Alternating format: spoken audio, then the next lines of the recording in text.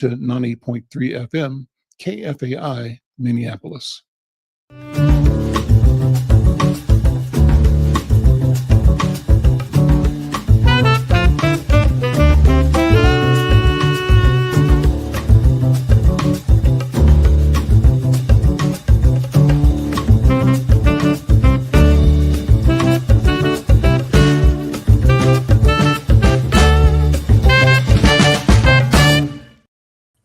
I'm Al McFarlane. Welcome to the Conversation with Al McFarlane. I'm glad to be here and glad to have you along as well.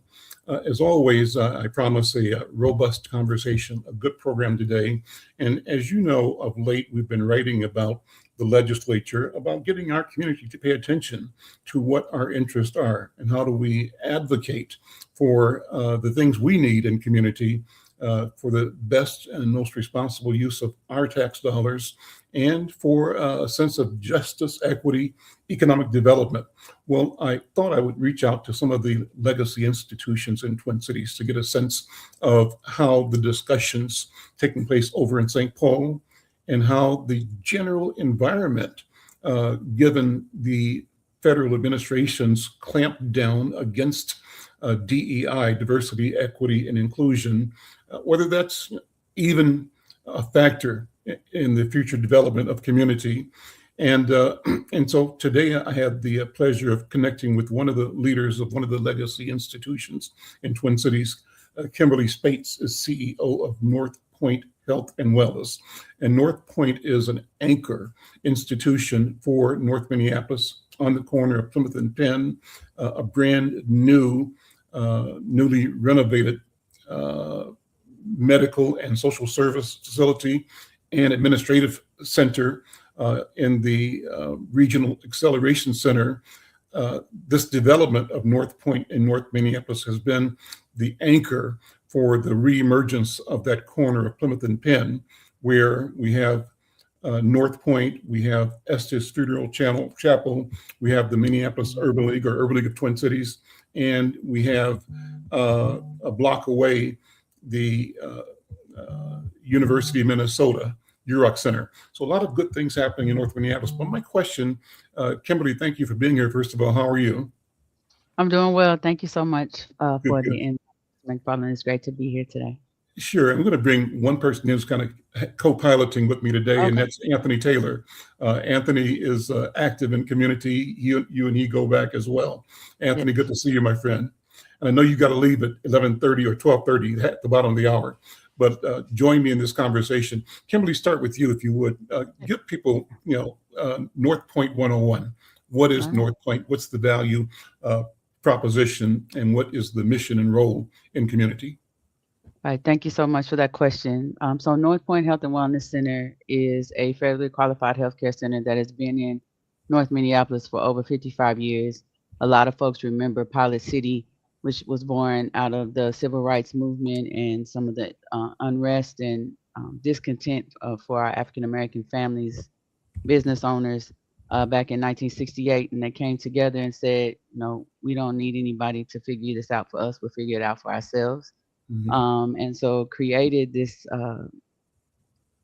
anchor institution that provides medical, dental, behavioral health, and human services to over 25,000 individuals annually. Our mission is partnering to create a healthier community. So a lot of things that we do are really to amplify our partners' voices, not just ours. Our real focus is to stabilize individuals, but also to ensure that their health and well-being is paramount. And so for North Point, we are excited about the opportunities that the expansion provided at the corner of Penn and Plymouth. We were a catalyst in ensuring that other anchor institutions like Estes Funeral Home, who's been in our community for, I don't know, 70 plus years, if not more, was able to get a new chapel, which has now provided some additional stabilization and economic development and support for that organization, as well as you mentioned, the regional accelerator building we call 1256. That's the number, which provides. We have a number of businesses like Meta, Build Wealth, Bill Wealth is one of the owners in the building, as well as North Point Health and Wellness Center is in the building, as well as the county. And there are a number of services that are provided there. But I think what people need to understand is, North Point still has a stake in ownership in the community, and our job is really to ensure that we help to catalyze what everyone else is doing. Like we stay in our lane around health and wellness, Uh, but we also try to connect with others to ensure that our community gets all of the things that they need and have access to information, to resources, but also just to build community. tell us about your staff. How large an organization are you? I think you're one of the larger employers in Correct. North Minneapolis. Am I correct? That is correct. We are one of the larger employers. We have about in total almost 450 employees between our entire organization. We have a nonprofit, the Human Services, Mhm. that provides. We served over 100,000 people in our food shelf last year, and a number of other wraparound services. And then we have about 350 to 400 individuals who work in our clinical services area, providing, as I've said, medical appointments. We have a lab, we have a pharmacy, behavioral health, optometry, all those additional services. So yes, we are a large employer on the north side. I wanted to have you take a minute to explain to our Mhm. community, our listeners, how Mhm. the ICE presence impacted our community. I think most of us were, kind of watching what happened in South Minneapolis with the two shootings over Yes. there, and we Mhm. watched the protests happening. But I don't know Mhm. if our neighborhood has a sense of ICE in North Minneapolis and how it impacts Right. organizations like yours. What's the story? Yeah, so during this ice surge here, we saw a stark decline in individuals coming in for their just basic routine services. We have dental, which is there's not a lot of dental services around in Mhm, North Minneapolis. We're one of the only, mhm, and we anticipate people coming in. We have a wait list. It's hard to get in, and so our dental director, Dr. Brooks, was telling me about a person who had paid their like $3,000 for their dentures, and during ICE they wouldn't come in. hmm, They paid it, but they just wouldn't come. And mhm, so the individual's level of fear about being harassed or deported impacted our ability to deliver service. It also impacted our revenue. Right, if we don't see patients, we don't get paid, and then that impacts our ability to continue to provide services at a level that we would like. I think also what people also miss sometimes is the impact on staff. Because we have a very culturally diverse staff, mhm. and they experienced the ice surge as well, from even their own impact to themselves as well to the impact to their families. And so we had to do some shifting in how we provided services in behavioral health and medical. We provided opportunities for telehealth, so people could call or do like we're doing today Mhm. on a virtual call to ensure they still had access to their services. And then we just had to wait, right? And we also just try to provide a level of sense of safety for individuals. So we utilized our tools in social media as well as word of mouth that we're still open and available, and we are starting to see folks coming back, but there Mhm. still needs to be this kind of re-engagement and reassurance for individuals that we do provide a very safe space for individuals to receive care. How is what's the funding model for Hmm. North Point? What's the revenue stream or revenue basis for it? Are you county? Are you city? Are you state? And I raised the question to have us look at, and maybe Anthony will jump in, and I think Justin Terrell's Yeah. in the studio too. What's our relationship with the state and county and city Hmm. funding streams? And are those being impacted in any way by Hmm. the Trump administration's bearing down on Hmm. saying that the government hasn't got a role to play in things like Yeah. daycare, and Right. that states should do that. And now we Yeah. got our state in a state of paralysis right now Correct. because of this massive, fraud, paranoia. And so, how does that impact Yep. your organization?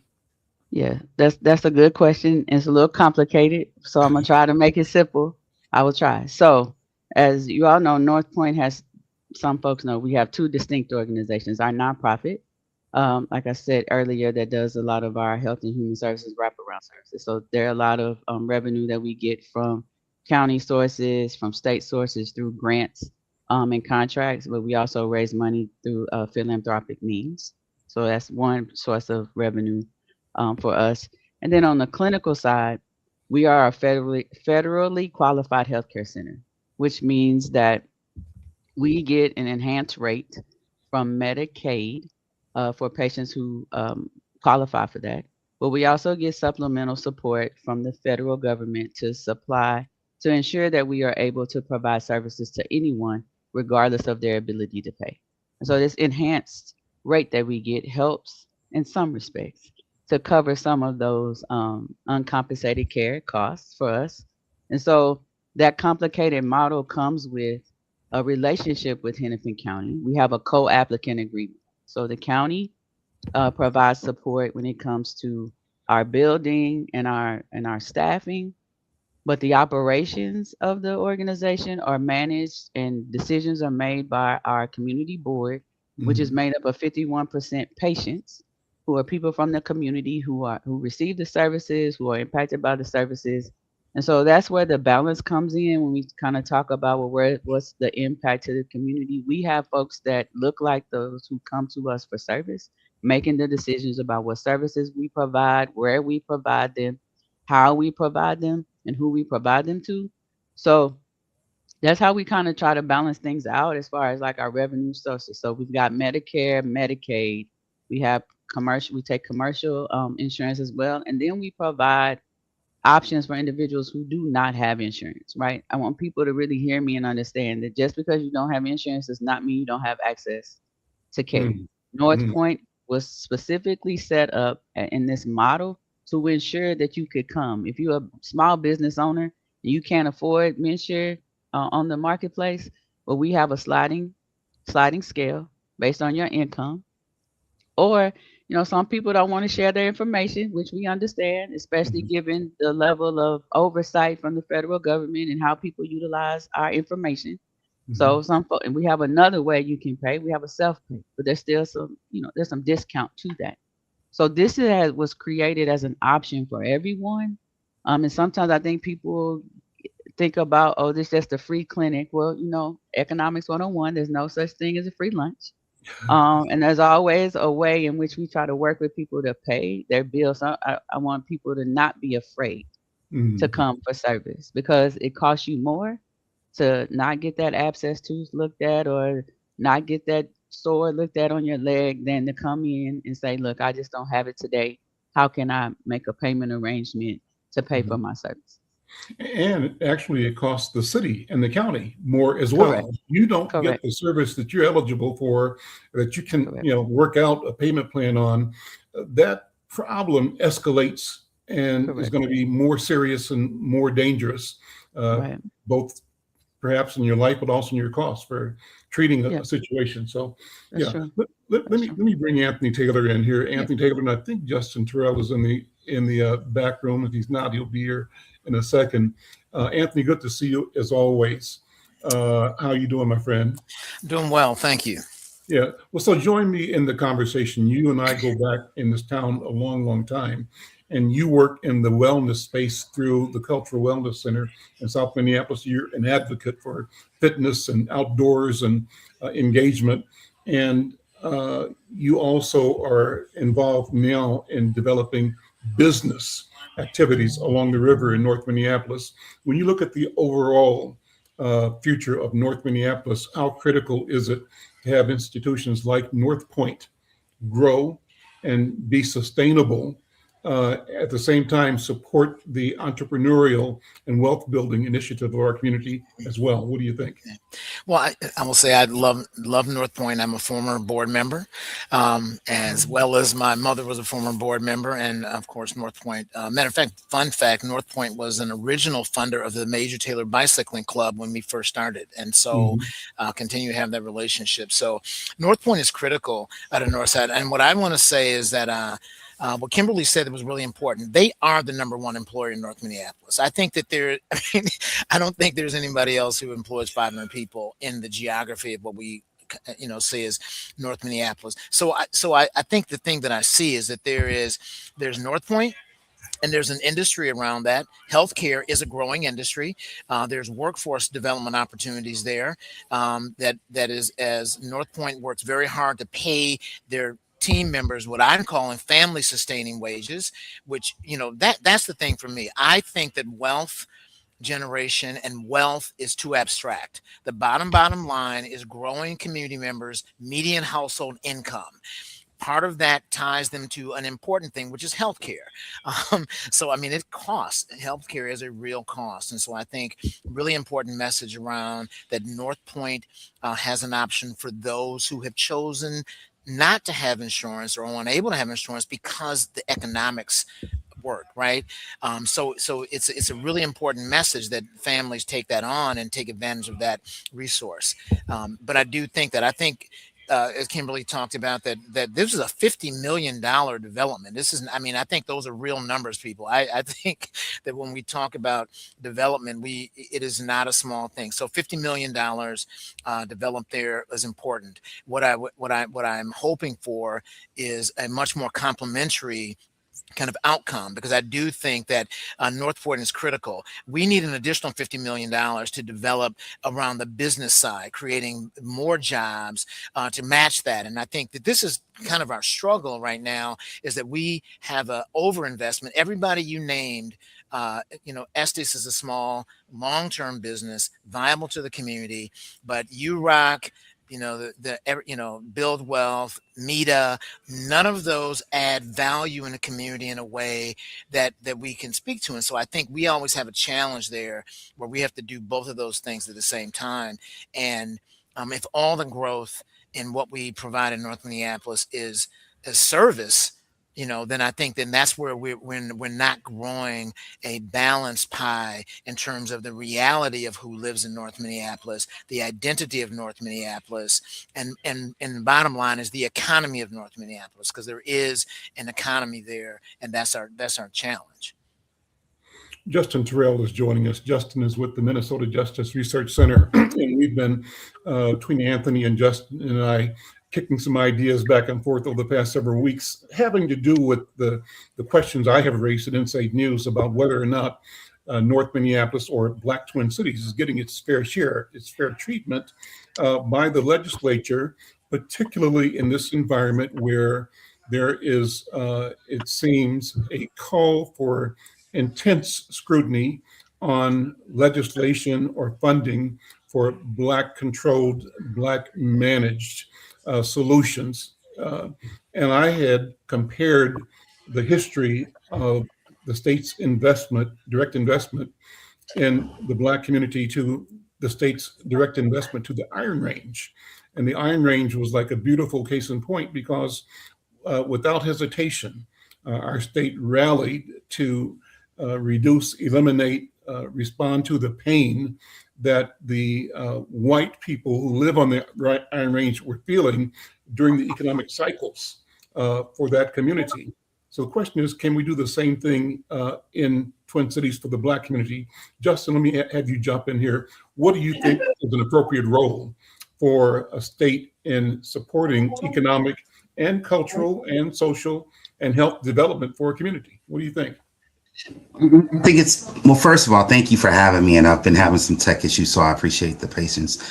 But I think it's a critical role for government. So government should enforce the contracts between its people and also provide for the well-being of its people, or create pathways for the well-being of its people. And then obviously safety is the other big part of the social contract. And so I think that in this country, we're very comfortable with talking about, physical violence or other types of violence, but we struggle to talk about economic violence, which is how I would interpret the actions that have been carried out in regards to our community throughout the history of Minnesota. Whatever we build gets dismantled. whatever ideas, especially during my time at the state of Minnesota, at the Council for Minnesotans of African Heritage, whatever ideas that we brought up, we knew we had to sell it as what's good for us is good for everyone, because anything that prioritizes the well-being of our community specifically tends to get watered down and attached to or other things attached to it in a way where the original purpose gets misunderstood in a lot of ways. And so, I mean, we can use specific examples. So at the same time you tear down Rondo, you build Roseville, right? So like one community gets dismantled, another community literally gets developed, right? I think the Iron Range is a perfect example, but I also think of how governments will invest. I look at the Crosby Ironton neighborhood, how the governments and local businesses have worked together to create a tourist area around the previous mining infrastructure that was there. And it's great. Like, I love going to that area, but we haven't seen that kind of sustained investment or efforts in the Black community, especially in North Minneapolis or in South Minneapolis. 38th Street Corridor, Camden Town, Reconnect Rondo. These are all projects that I imagine will take another 50 years before we figure out how to make them meaningful economic engines of our community or destinations for our culture. I have often said that, using my grandmother's mother wit, I made the statement that we have to see our health as our business. And I fully mean the double entendre. Grandma would say, mind your business, boy, mind your business, right? But our business is our health. Our health is our business. And we need to be able to frame the business of good health, of wellness, in a way that we are conscious of the revenue streams associated with the business of health. So, I say, like everybody else, I would love to be able to take a pill that prevents cancer in my body, right? But until that pill is produced, organizations like Mayo Clinic, ingest and get the investment of millions upon millions upon millions upon millions of problem-solving dollars. They turned the problem into a project, an opportunity. We are often characterized by the deficits we experience both personally and collectively as community. I think we need to turn that around and attach an awareness of the investment required to keep our health business viable.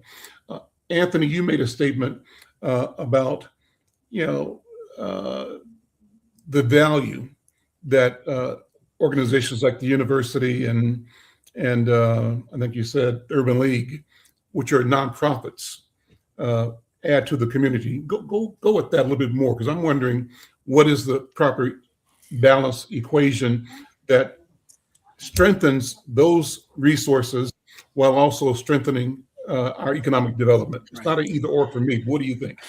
Yeah, I don't think it's either or. One thing I'm going to back up a little bit on the Iron Range conversation, for example, because I think that one of the things we have to realize is that the Iron Range and North Minneapolis have something in common. They were both built on an extractive economy.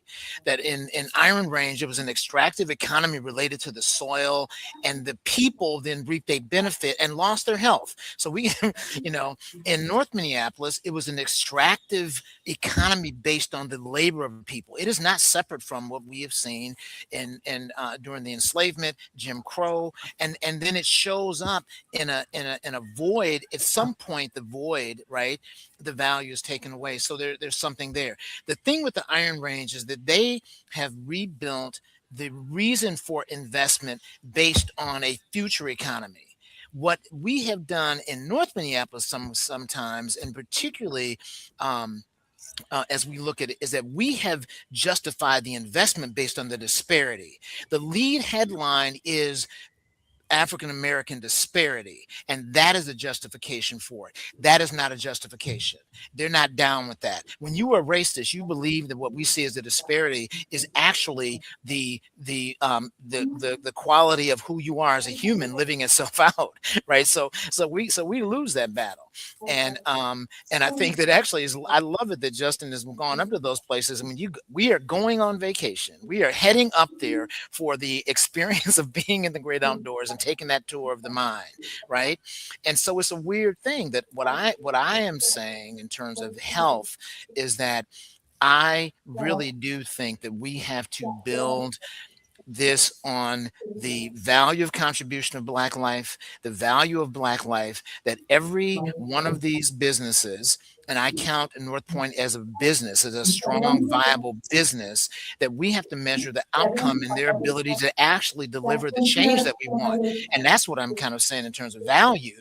If median household income is not growing in North Minneapolis, that's a problem. And everybody who's getting paid for workforce development, we need to go visit them. If health improvement is not going up in North Minneapolis, and what's happening for Kimberly is that the perception is that North Point represents low health. Matter of fact, they are doing some of the best work in the city. And so you know what I'm saying? So Mayo Clinic is built on people who have the most choice are choosing Mayo Clinic. We have created a situation where people who have the least choice are choosing North Point. And what that becomes is the actual inability to create the change, because every time somebody gets healthy, they move down the street and go to Northern Memorial in Golden Valley, not the one on Broadway Avenue, but the one on 169, right? So what happens is we continue to do this thing where we're actually compiling the challenge in the geography of North Minneapolis. Because remember, the greatest predictor of low health is zip code. The greatest predictor of low income is zip code, right? So what we've done in terms of the way we've built this is we have defined a geography, right, that we have justified investments in based on the disparity, whether it's housing, whether it's workforce, whether it's healthcare, or whether it's education. And we got to turn that around. And I actually believe it starts with North Point, because healthcare is a leading indicator in terms of quality of life, right? And so there's a way for us to reframe this that really gets to the crux of it. And that's value, Al. That's what I mean by value. The value of properties, the value of the way we see our young people, the quality of our schools, and measuring them in real terms. That's value. And if more nonprofits is not value, because they're there to solve a problem. And if you know what I'm saying? Like, that's the justification. More problem, more this, more that. And I think that that's the mistake of how I see it. Kimberly, jump in. What, as you hear us kicking it, how do you see North Point weighing and leading in this arena? Yeah, what Mr. Taylor talked about resonates with me because we work in this county environment where everything is being driven by this notion of being less than. I mean, we had to wait almost 20 years, right, to argue and fuss and fight about building a new building at the corner where we are now, right? It took that long, but our community showed up in that last, I guess 2017, 2018. They showed up downtown and said, "You're gonna do this, right? Because it's necessary for our community's health and well-being." And when your zip code determines what your value, then I feel like it's our job to ensure that we are increasing that value. So a lot of the things that we are working on now is really trying to do some of this compassionate accountability, I guess, to say it, to like, yes, you can come to North Point. It's not a free clinic though. We have services here that are of a value. We value you. You should value the service. So when you pay for a service, you tend to then put more energy and effort into, but what do I want to get out of it? So we just started there, and that took a long time. I had a lot of staff that was mad, and people complaining. It's like, yeah, I get it, but at the same time, if you want us to still be here for you, for your mom, for your grandchildren, your great grandchildren, and we need you to invest in your own well-being, right? Because once you do that, then we can help you navigate the rest of it. And it's really not navigation. It's really here's the skinny. Like, this is what's happening. Just like when all of the evictions were happening. North Minneapolis was the epicenter. I was at a meeting and I was like, well, y'all talking about where I work and live. You can't go around us.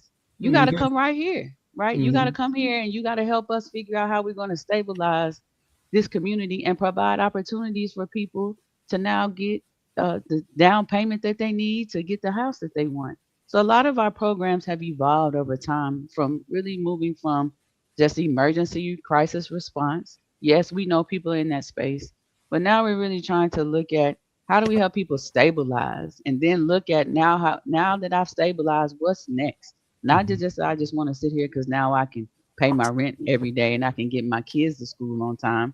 But now it's like now that I've done that, what's next for me? And trying to help people drive to that next place because we know the things around us don't value us, but we've always been able to take care of ourselves and our people, regardless of what's happening around us sometimes. And I Mhm. think we have to start to lean into that ingenuity. I call it African ingenuity. That's my word. That we have to start leaning into that and not being afraid of it. I know, the federal government talks about DEI. We have never talked about not necessarily in those terms. We just talked about this is our stuff. You can't take it. We're gonna do what we need to do for our people. And if you'd like to come along, fine. But there are rules of engagement that you are gonna have to follow to ensure that we get what we need. Because when we do well, everybody else does well too. But first, we have to start with us. So, What I'm hearing is a need for us to examine the narrative, and because two things happened here. One, Anthony, you talked about the definition of the playing field as one that's deficit driven, disparity driven. But Kimberly, I heard you saying, I'm not concerned about how y'all describing things outside. I'm concerned about the positivity of improving, increasing, supporting growth, development, quality of life for individuals that I serve, both from the medical and health component and the social service component. So definition is there. And Justin, jump in here. How do we begin to frame then our conversations in ways that allow us to not be at odds with ourselves on our requirements to develop, but that allow us to expand on all fronts simultaneously, effectively, in a coordinated, cooperative, collaborative manner? Justin, what do you think? I think this conversation is a good example of that. So, like, I run a nonprofit, right? The Minnesota Justice Research Center is a nonprofit, and I think we add an extreme amount of value to the community, right? We're not a service organization, and so I have the same critique of most service organizations that operate from this like sort of deficit disparity um, uh, narrative. And I'll be the first to say that, like, yeah, whatever racial disparity people want to talk about, show me one that we've actually resolved. And if there's a list, it's a very short list, right? Like, these are talking points for people to sort of maintain the status quo. We know the status quo isn't good for our people. We have to put together strategies and narratives and conversations that break through the status quo and actually help us to sort of like reimagine and imagine what's possible, which is the work we do in related to the criminal legal system, so that we can relieve some of that pressure off of Black folks' necks, so that they have the space to be like, hey, I'm gonna run up to North Point, right, and get this thing checked out, right, or take advantage of some of the other opportunities that we offer each other within our community. And so I do think the threat to some of the progress that I see as possible is that we have loud voices in our community that and then we have voices that are louder to the white gaze, right? And so often on social media, I'm entertained by Black folks who are saying things like, what about us? What about me? How come no one's talking about what I did? And that to me is just a little embarrassing. But it's fair, because we know that in order to move resources to our community, we have often had to chase the white gaze. And as an executive director of a nonprofit, I'm thankful for people like Shonda Smith Baker and people like Quentin Williams at the Joyce Foundation and Sarah down at Minneapolis Foundation, Patrice, and I can keep naming Black folk, Kadar Hickman, like in Black folks in philanthropy who do support the work of Black nonprofit leaders. But let's be honest, when you're going for that state money or some of the other philanthropic groups, you have to perform for the white gaze. And so there's a lot of, I hope people understand what I mean by the white gaze. You should explain that. What do you mean by that? That's just this idea that, a lot of our issues in our community take off and get more notoriety when white folks are paying attention to them. And you mean so gaze, things that G-A-Z-E. their eye gaze, when their eyes are upon our issue, right? And how they interpret our issue through their cultural lens is really how it gets passed out to a national court conversation. And so we have to build the ability through groups like Insight News, through the Spokesman, through, Black Press, through all these, we have to build our own conversation within our own community that then we can fuel with more viewers and more resources, which equals power in my evaluation, so that we can actually start to lead our own conversation. If I go to one more policy discussion about, the future of the state, and they're talking about Black issues, and I don't hear any mention of reparations, and I don't hear any mention of the work that we've done on the criminal legal system in this state to make sure that we don't end up like that, make sure North Minneapolis doesn't end up like parts of Milwaukee, which is the most incarcerated zip code in the country.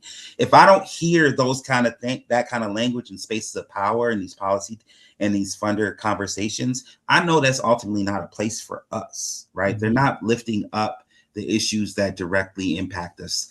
And so in that respect, I'm not begging for their attention. Like we have to do what North Point is a great example of, as in what you frankly are a great example of, is how we use our people power and the financial resources that we do have, because don't sleep, Black folks do have money. I've raised more money as an organizer from church ladies with big hats, on Sunday, right? Like the money is there, and so is the charitable giving. It's just around how do we build infrastructure around it? How do we build a sustained infrastructure and sustained strategies where everyone doesn't have to run in the same lane, but we appreciate everybody running in their own lanes. I'm not going to work on healthcare. I'm thankful to God above and whatever power in the universe you may appreciate the most that Kimberly is working on healthcare, because that's not my lane. But I do make sure that when I am working with folks in the community and I know that they got a health issue, that I do direct them to North Point, right? Not for a free clinic, but for a service that is definitely in their interest. Anthony and Kimberly, talk about the question of power. How do we become aware of our individual and collective power? How do we organize, mobilize, and produce results that support our viewpoint, our interest, our desire to be of consequence in community? Anthony, what do you think? And then Kimberly? Well, I think that they Brother Justin and Kimberly both touched on something important. In some regards, Kimberly specifically used the phrase mutual aid. Talking about this idea, he talked about the church ladies. I mean, I know again that I point to the historical reality that before there was, what we call social service, there was an instinct of providing mutual aid in the community. That was important, and it was self-actualized, self-funded, self-directed, and so the ability to organize across lanes is one of the things I would say that's really important, right? Is that there is a way where we are working in a coordinated way in criminal justice, in housing, in healthcare, in economic development, in philanthropy, in government, because we really do. You need coordinated support to move things forward, right? And that power, and I think the other thing is that the power base that we're building in different areas, we have to bring that to bear in kind of our shared spaces. So right now, what's happening with, and Kimberly is right in the middle of it, I'm sure, what's happening in the legislature with HCMC. That also includes North Memorial, which North Point is right in the middle of those two points, right? That through line from HCMC to North Point to North Memorial is real. And that is and that's a challenge. And I think, but again, we all need to be aligned around for making sure that we close the gap on that need. And that, you mentioned the $100 million, thing, this 1% sales tax, re-coordination is really a big deal, and it's something that we all should be paying attention to and getting behind and making sure it happens, because HCMC is critical to our community care. Kimberly, talk about HCMC. What's happening in the news? Give people a summary, and then how does that affect us here in North Minneapolis and you? So HCMC is a level 1 trauma center that provides high levels of care, emergency care, not just for the county, but also the state. With the hyperbaric chamber, as you all saw when the shooting happened at Annunciation, they showed up, and that's where a lot of the trauma individuals show up because of the care that they provide. HCMC is also a teaching hospital, right? So that's where a lot of our next generation of practitioners train. And so it's a state resource for both health, well-being, but also as training. And so for us at North Point, we're all a part of this Hennepin County Accountable Care Organization, which means that the county has a health plan that supports mostly low-income individuals. We have the hospital, and we have North Point as a primary care provider. And so we need the hospital to be able to refer individuals who might need a higher level of care, might need a specialist like a cardiologist or a pulmonologist or a neurologist. And so having that direct ability to refer directly, make sure that the person's care is coordinated at HCMC is necessary. It's a requirement for the funding that we get from the federal government as well, that we have a referral source in the hospital. Now with North Memorial, they're very close to us. We have referral relationships with them as well, but HCMC is our partner because it's part of the Hennepin County ecosystem around healthcare.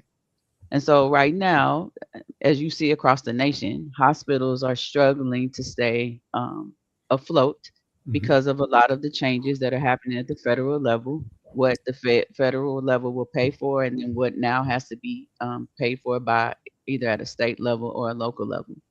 And as you noted earlier, Minnesota is kind of in the spotlight right now of continuous onslaught of, questioning everything that gets done. This is fraud, this and that. So a lot of the things that happen at HCMC and all of these changes disrupts their flow of revenue, because they serve same similar population that we do. Most of them are most individuals that go there are on public programs.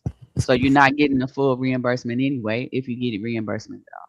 And so with this sales tax, really looking for a dedicated source of funding to support this healthcare system, especially at the hospital. So we need the hospital to be viable so that our folks in North Minneapolis can get the specialized care that they need, so that we can stay in our lane, as we talked about. We're talking about lanes today. So we can stay in our lane around primary care so they have a place to come back to maintain their health and wellness once they've, seen the cardiologist and now have to have some stent put in, but how do you care for that stent? And how do you continue to go back to your primary care provider every 3 months to ensure that the medications are working and that you have access to our pharmacy, so those medications don't cost you $1,200. They only cost you maybe 15 or 20. So we need that balance in this ecosystem around health so that our folks can make sure that they have the access they need when they need it.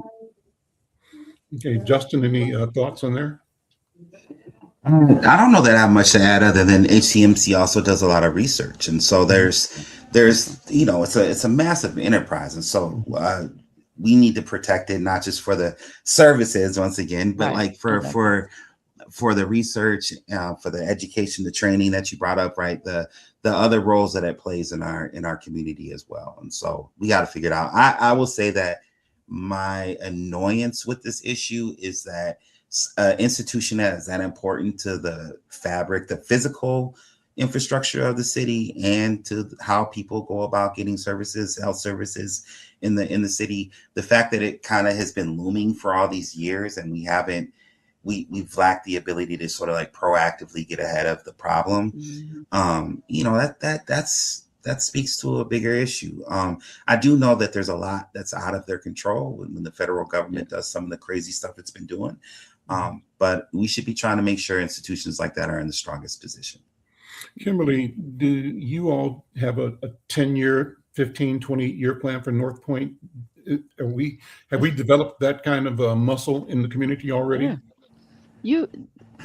I'm glad you asked. We just finished our strategic planning process. My board just completed and approved the strategic plan. We're taking it in smaller chunks in like 3-year span of time, because we know this healthcare landscape changes all the time, right? Yes. Right now, we're going through, trying to prepare for October, when the new changes to Medicaid, the eligibility requirements happen, and then in beginning of 2027, when SNAP eligibility also changes. So we're building in kind of this ability to check in every year or so, if not more, to be sure that we are really focused on and have our finger on the pulse of what's really happening. So a lot of the planning that we're doing is really focused on ensuring that we can continue to provide this whole person integrated care model, right? So that individuals who come to us, we see the whole person. Kind of back to this power question you talked about earlier, and how do we now prepare them after they leave us, that they know how to get a job, they know where to go if they want to buy a home, or how they can manage their relationship with their landlord, or they know to go see Justin Terrell if they have some legal issues that they still need to resolve.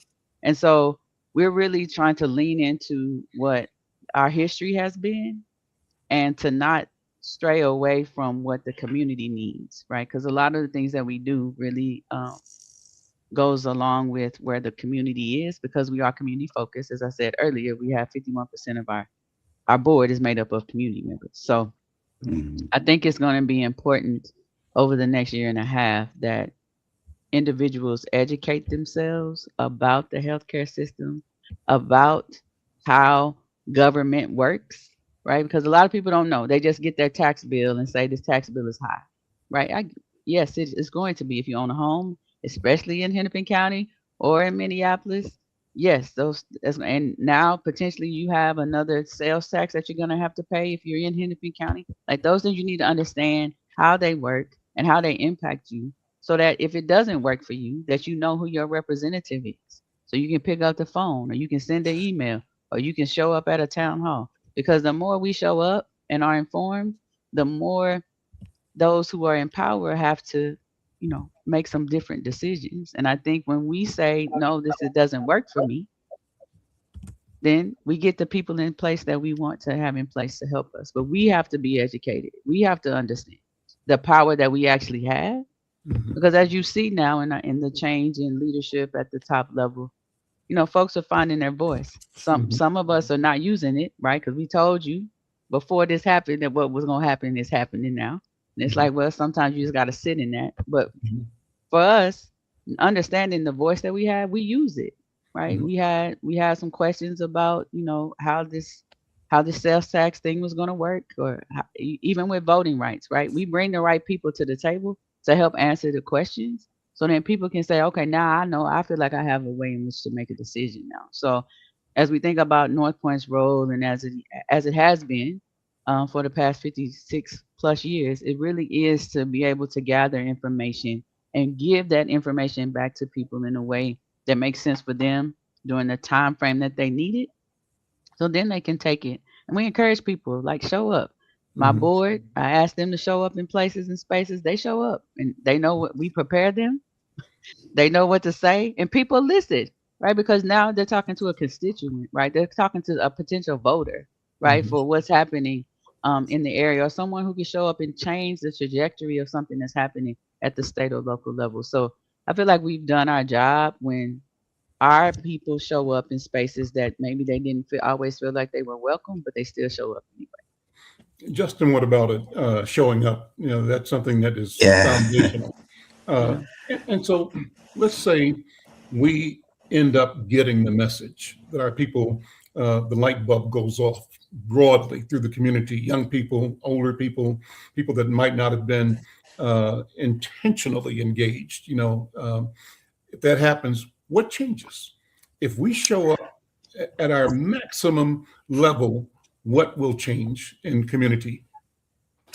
Yeah. Well, first of all, I gotta plug what Kimberly is talking about. So tomorrow, actually at 10:30, we'll be rallying at the Capitol Rotunda for Justice for All Day on the Hill. So if folks want to come and experience, if you want to show up and learn a little bit more about criminal justice issues, you want to talk to your legislator, you just want to be in the Capitol space to figure out how it operates, we'll be there tomorrow morning. Rallying in the rotunda to talk about advancing some pretty common sense criminal justice issues like pretrial bail data, which passed out of committee today, which is exciting for once for us to know. Do Black folks pay higher bails? Do we pay lower bails? Do we get stuck in jail longer?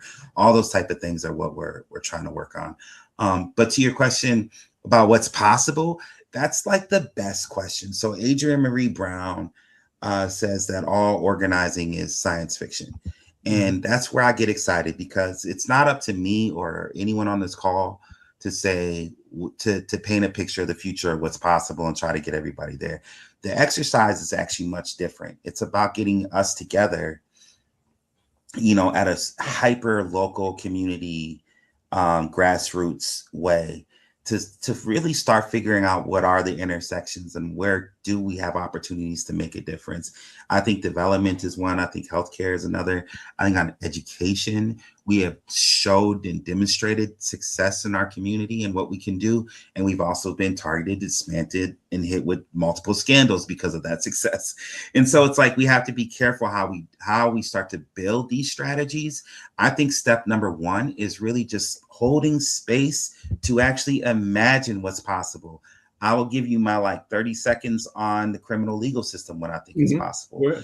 I think we can shrink the footprint of law enforcement and make them extremely good at solving crimes, as opposed to all the other things we've poured into law enforcement through the 90s and early 2000s. I think law enforcement should be really good at solving crimes, should have strong relationships with communities to be able to solve those crimes, and that public safety is more of a responsibility that everybody shares in versus us always trying to make it somebody else's issue.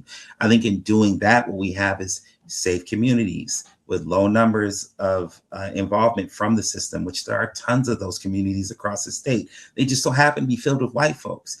And so we can actually build a hyper safe local communities in the Black community, where it's, primarily there's upward mobility economically. We have economic safety and people are thriving. We have our schools are well, and we frankly set a model for what a middle class and thriving, upward mobility society in the Black community looks like for the rest of the country. And people can look at us like we're crazy because they're like, ain't no Black folks in Minnesota, but we know that's not the case. And as long as people ain't paying attention, that gives us an opportunity to build something.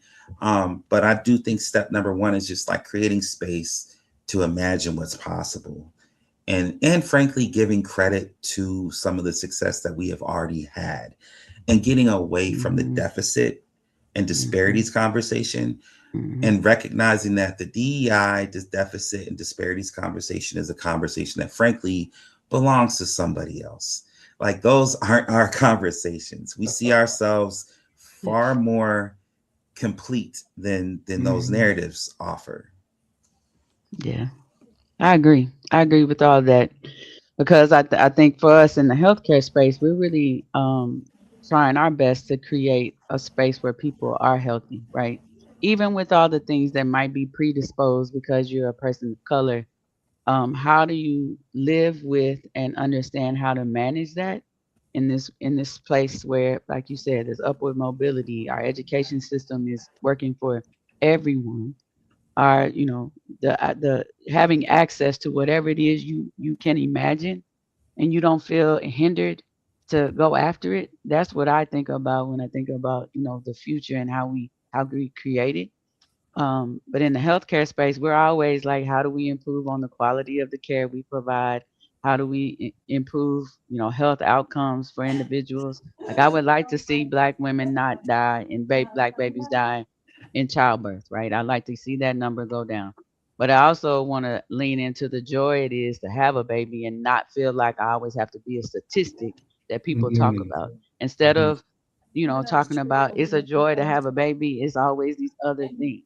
So, like you said, changing the narrative about how we talk about ourselves and how we show up in these spaces, and we have the access we need, and we have the confidence to then move into that space and own it, and then keep moving.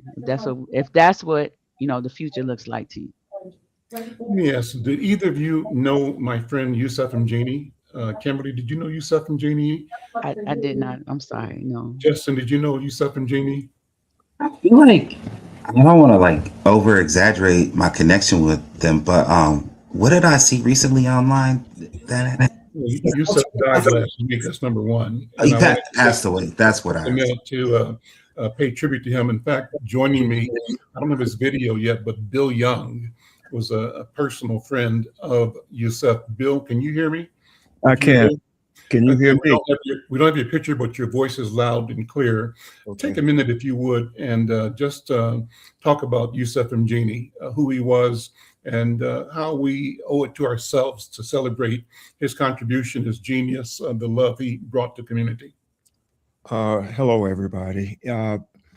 Yusuf was smart, well-read, funny, a family man, church goer, and he defined how he was going to live his life. And a good example of that is what he told me happened when he went to Central High School. And evidently the athletic director there at the time spotted him and pulled him aside and said, "It looks like we're going to have a city championship in basketball." And Yusuf smiled politely and respectfully and said that he wasn't interested in playing basketball. Well, if anybody knew Yusuf, then he was, I guess about 6'4", 6'5", and Yep. had a huge behind on him. So he took up a lot of space around and under the basket. And I could see the athletic director that the potential that Yusuf would bring to a basketball team. But Yusuf, our relationship was one where I would kind of have to bring him back down to earth. And I think that's why he liked me so much and why I loved him so much. We had similar backgrounds. Our daughters were the same age and born within a week of each other. We had granddaughters that were the same age and born within a week of each other. And so I went to Catholic school. Yusuf went to Catholic school and would rave about it. The Oblate sisters, what he learned from them. Mm-hmm. And we had a teasing, a bantering relationship that, I would hear from him how smart he was, how well read he was, how he had the highest IQ in elementary school at He would tell you that, right? Yeah, and I would have to tell him, Yusuf, look, the only reason you got promoted was because the desk got too small on you. And that's the kind of banter we had going back and forth. The last example I want to give you is I used to refer to him as Mr. Persnickety.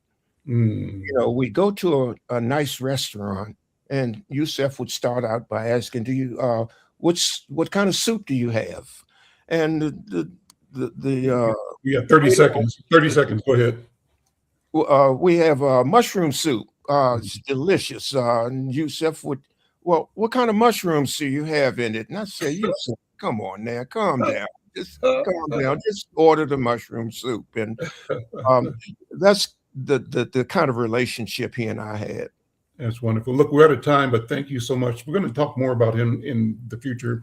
Yusef was a towering intellect and organizer, and had a major role to play in communications. He was a co-founder with me of Twin Cities Black Communicators and did a lot of work. He was an educator, also just involved in the Rondo community, NAACP, and more. We'll talk more about Yusef later. Bill Young, thank you for coming in. Kimberly Space, Justin Terrell, thank you both. And to Anthony Taylor for being here earlier. I'm Al McFarlane. We'll see you next time. Thank you.